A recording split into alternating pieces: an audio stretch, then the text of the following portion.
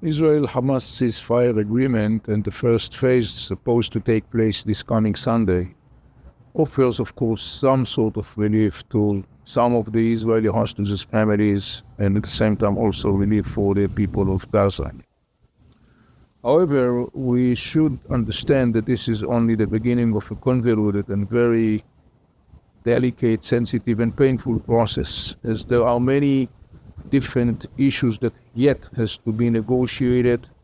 and therefore we should anticipate a very challenging and turbulent process ahead. One of the interesting things I think to say about this agreement that has been signed, the first phase, is that it creates a sort of, like I would say, two conflicting trajectories and powers at work. On the one hand, of course, it boosts and hopefully could generate a dynamic that could lead to the next phase of the agreement, because both people once will experience the relief of ceasefire, once some of the Israeli hostages will be back home, once people of Gaza will experience relief, that on the one hand, of course, will create an inner pressure, I would say, both within the Israeli and Palestinians and Hamas decision makers to move forward towards the next phase. On the other hand, the counter force is the fact that in the end of the day, there are still, as I mentioned before, very controversial,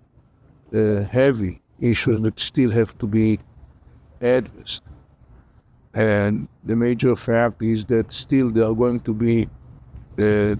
dozens and dozens of Israeli hostages still in Gaza Strip, most of whom are male. Hamas is planning to increase and raise its demands for the release of those hostages, arguing that these male are either Israeli soldiers or have been Israeli soldiers.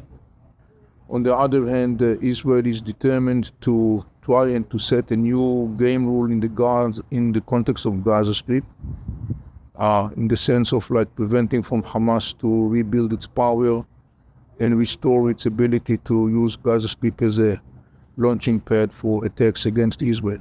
The bottom line of this process, these countering forces,